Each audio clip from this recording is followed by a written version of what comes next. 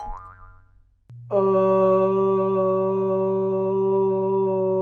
my goodness. What's up, y'all? Caffeine Fox here. Another week, another video where I still haven't taken my tree down. It will happen this year.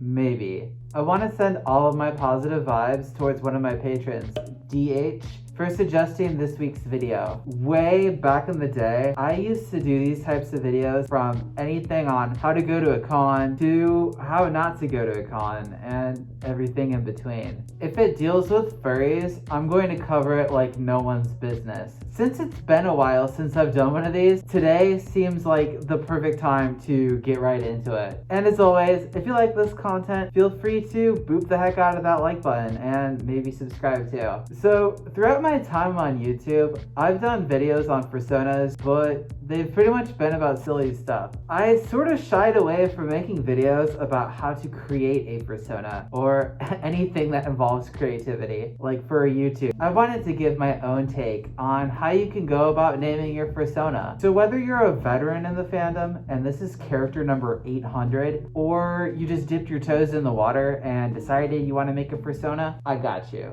One of the things that took me by surprise was how your Fursona name pretty much becomes your real name. I've been called Caffeine, or Caffey more often than my actual name when talking with other furries. Some days I even forgot my real name, which we all know is...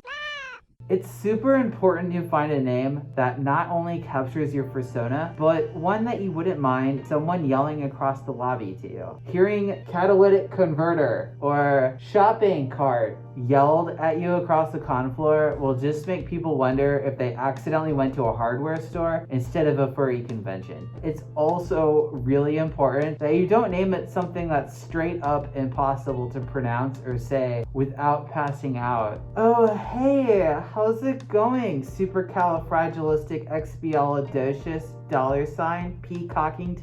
Reginald Hot Crust Buns the Fourth. Also, if you want to get a badge name, it will make your artist's life a lot easier. So when it comes to actually naming your Fursona, I found some of these tips helpful. If they helped you out, let me know in the comment section below. Also, if my information is straight up garbage, let me know too. The advice I'm about to dish out is what I've personally found to be helpful. The number one resource for what to name a Fursona at face value is a pet naming website. I've seen so many Rexes, Spots, and Fidos. Chances are a good bet would be to start there. This is also really useful if you have a dog or cat Fursona, but you can totally use these if you're a penguin or an ocelot. It really doesn't matter. Just keep in mind that if you use one of these resources to make a name, you might end up sharing it with a whole bunch of other people. Another way to come up with a name is to think about your favorite foods. This can be handy when you have a Fursona whose color palette makes it a bit tricky at first for finding a name. Even if you had a randomly colored dog with every color of the spectrum,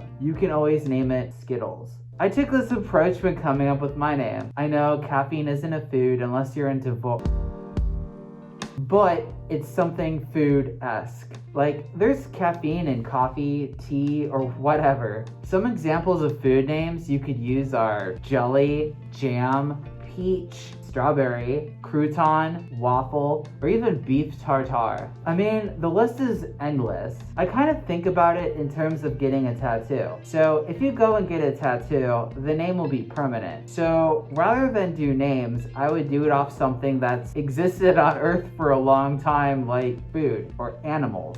As long as croutons remain relevant in our society, you can safely bet it would be a good Fursona name. Another tool that I would recommend is using name generators. There are like a bajillion and a half of these out there. Whether you're naming a new addition to a family or finding out the perfect name for your level 300 dwarf paladin when you're doing a tabletop session, you can always fall back on using one of these. I used to play Dungeons and Dragons a lot when I was younger, and we would use these to come up with names. Role-playing as your character you bring to life is really similar to making a Fursona. Another way to come up with a name is by using your own name. Whether you add letters to it, or spell it backwards, translate it into a different language, or pronunciation even, it could be a good idea to start from. Our Fursonas are near and dear to our hearts and minds, so changing up your own personal name can add an extra level of that to your time in the fandom. You can also go the route of picking a name from your favorite TV show, anime, or movie. I will say though, to try and be careful not to pick the main characters if you can. This is totally up to you, but hear me out. Take the movie Balto, for example. The name of the movie is also the name of the main character. The first thing I think of when I hear a name like that is the movie itself and not the character. Instead, using the same movie, let's say you pick a lesser known character name like Sylvie or Caltech.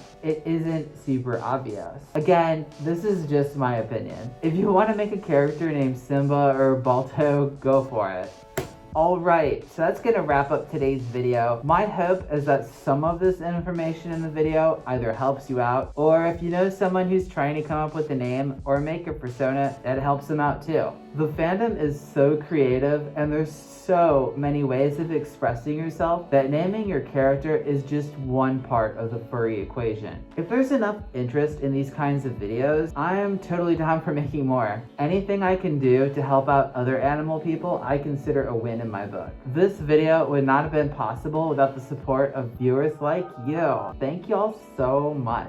Whether it's through streams, being a patron, or keeping the phrase "oh my goodness" going, thank you so much. And a huge special thank you to the following Gold Egg patrons: Archie Fur, Lindsay, Moodle, Richard Wren, DH, Jax Shepherd, Apollo Bunny, Funtime Wolf, Dynamo, Dexo, Amaranth Cantonine, and Cinder Kitten. Thank you all so much.